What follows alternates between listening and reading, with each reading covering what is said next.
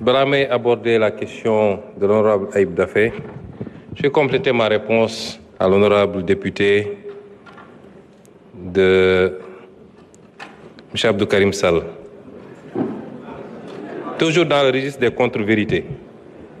Vous dites que les bailleurs ne croient pas à ce rapport. C'est une contre-vérité. Et je peux vous dire que hier après-midi, le ministre des Finances, ici présent, a... Monsieur le Président, vous voulez bloquer mon chrono? Excusez-moi. Je pense que... Monsieur Sall, vous n'allez pas sortir, vous allez écouter jusqu'à la fin.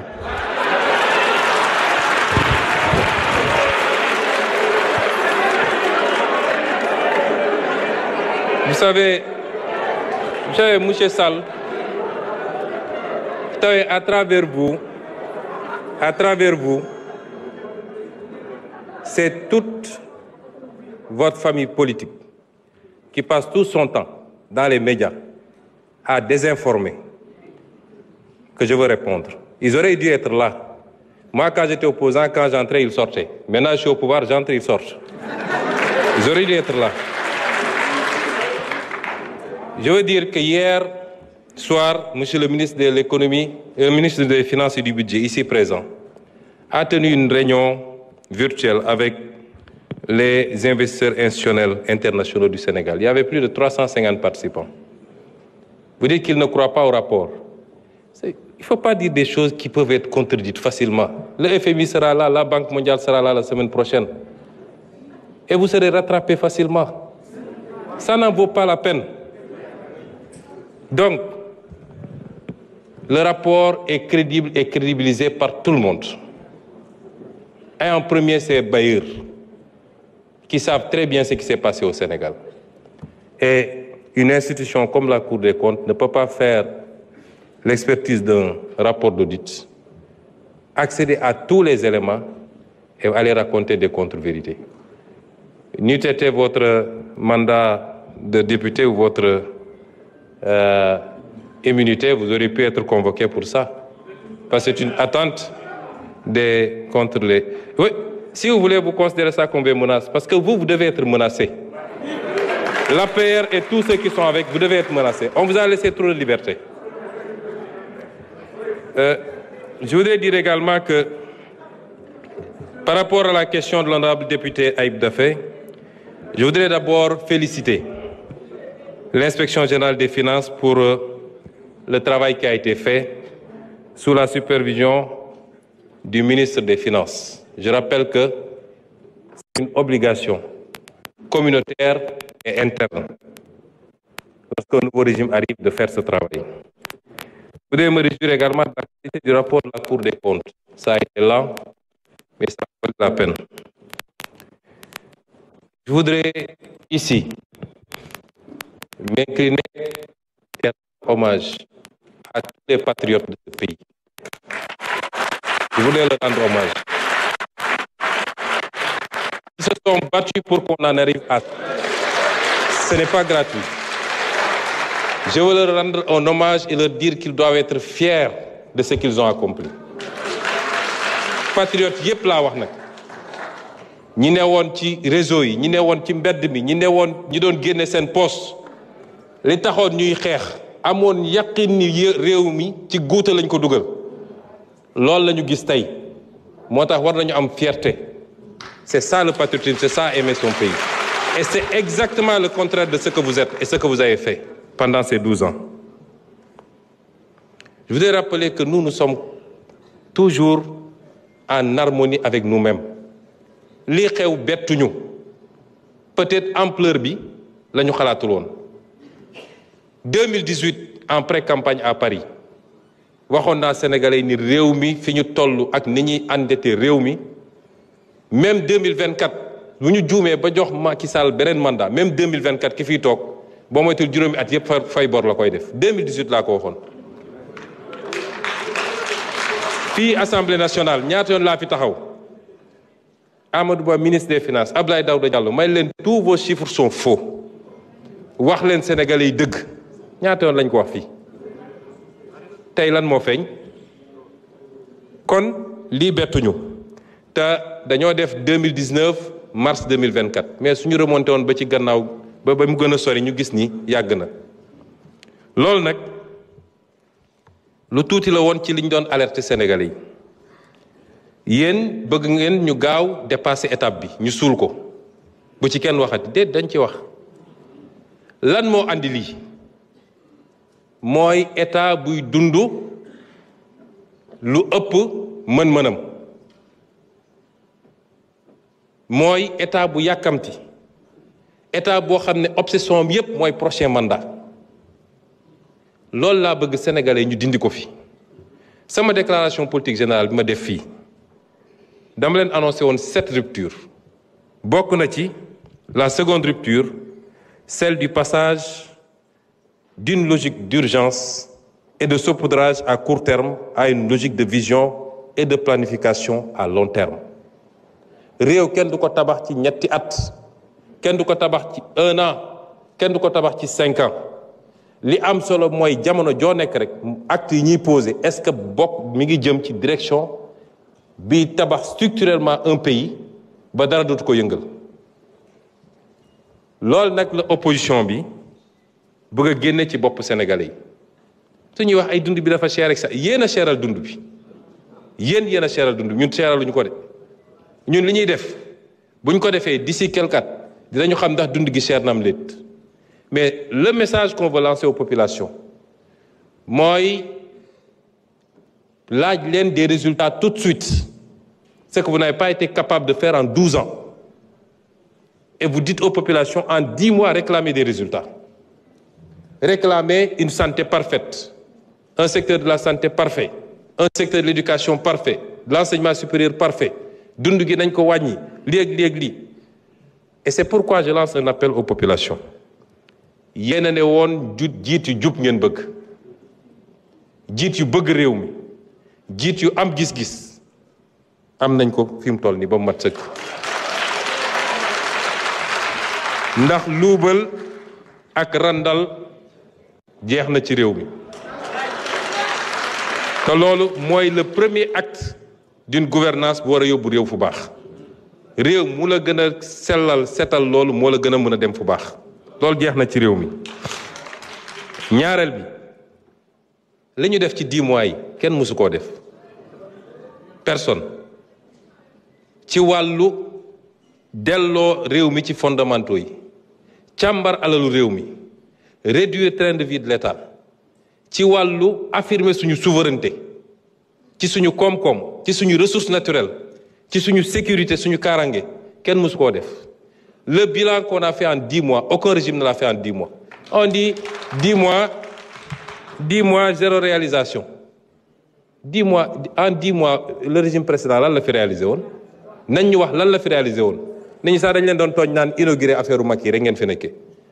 c'est-à-dire dañ fen mel ni Sénégal dañu xëy rek inventé beneen Sénégal et donc ce que je veux demander aux populations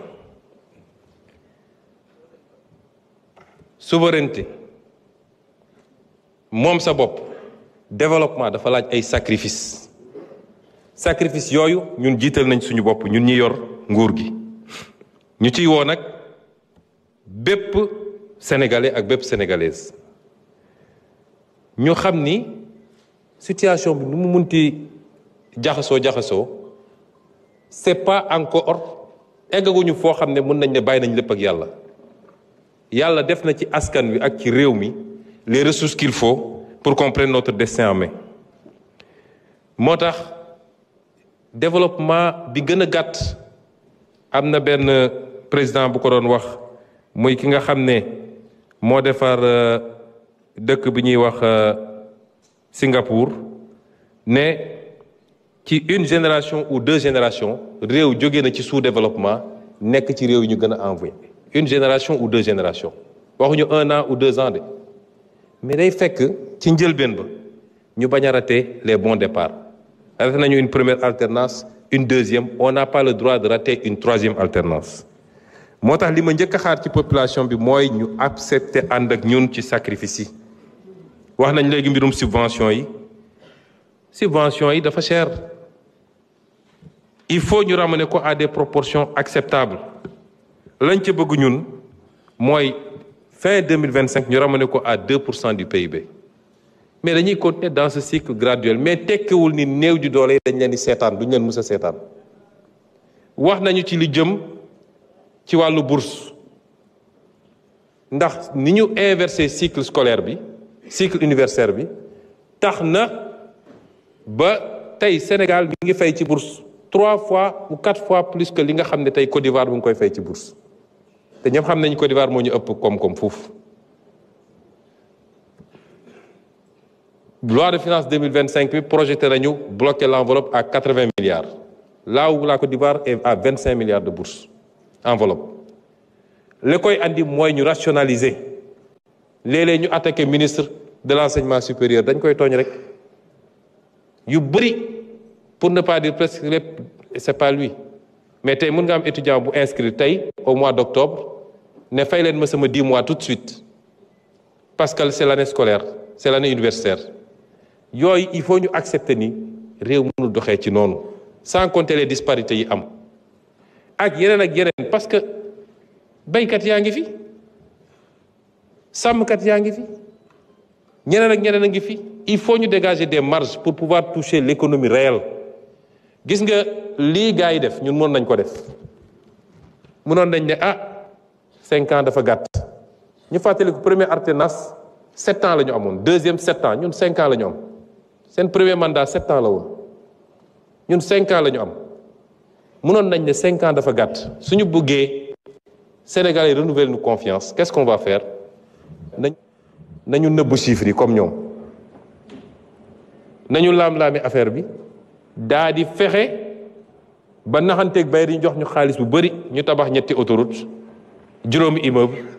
inauguré ay affaire gars yi ne wiw Diomaye liggéey na mais ban impact la am ci économie ak lan la bàyyi fii ci bor ak ci déficit. Nous avons fait les choix exactement contraires à vous parce que nous ne pensons pas au prochain mandat nous pensons à la prochaine génération loolu mooy suñu différence. Et à partir de ce moment nous appelons tous les Sénégalais à ne pas suivre les sirènes de ceux qui ont détruit ce pays. Il ne faut pas suivre ces sirènes. am ngeen li ngeen doon ñaan yàlla nañu ànd parce que jiit mu baax te amul une masse critique de Sénégalais qui comprennent et qui l'accompagnent mënul am résultat. Particulièrement la jeunesse parce que toute la contre-communication mooy fexe ba nërmal xelu jeunesse yi yéen a leen faloon ñi ngi nii defuñu dara ñun on s'est inscrit avec vous dans un agenda.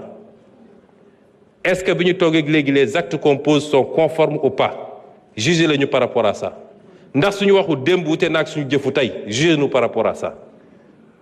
mais bu leen nangu ñi yàq réew mi yàq ko yaxet tey ci bëri ci ñoom waroon taxaw di jàkkaarloo di layoo war leen wax naka la ñu war a doxalee réew mi ci les 20 prochaines années buñ ko defee rek njaaxum am ba tax nag may rassurer nag Sénégalais yépp parce que nous avons des choix à faire ce que nous avons fait yàlla dafa bëgg Sénégal en 2024 parce que ñii bu ñu toogoon dañuy xëy rek ñu ne Sénégal banqueroute na comme li xewoon Grèce li xewoon Argentine insolvabilité dette bi c'est pas soutenable viabilité jeex na ñu nekk ci situation boo xam ne foofu la ñuy imposer nag ajustement mais ñun li ñu def nii démb monsieur le ministre bi mu paree réunion avec les bailleurs qu'est-ce qu'ils ont dit même les obligations du Sénégal remonté na démb demal nga vérifier ko pourquoi mu remonté parce que les gens ont salué l'exercice de vérité benn et deuxièmement ils ont apprécié les mesures que nous sommes en train de prendre te ñun du ñu xaar ku ñu wax lu ñu def man première fois me recevoir FMI laa leen ne vous n'aurez plus à nous dire ce qu'on doit faire parce qu'un pays qui se respecte n'attend pas qu'on lui dise ce qu'il doit faire ñun ñooy def suñuy réforme ñun ñooy jël suñu responsabilité et c'est pourquoi je voulais dire aux Sénégalais que nous avons un choix à faire et ce choix il est très simple soit rompre avec la roublardise, la facilité, les raccourcis, pour définitivement emprunter la voie de la vertu, de la rigueur, de la transparence dans la gestion des affaires publiques et se propulser irréversiblement vers le développement. Ou bien perpétuer les mêmes artifices basés sur le faux, le saupoudrage et le mensonge d'État pour sombrer éternellement dans les abysses préjudiciables du sous-développement et leurs désastreuses conséquences. Je vous remercie.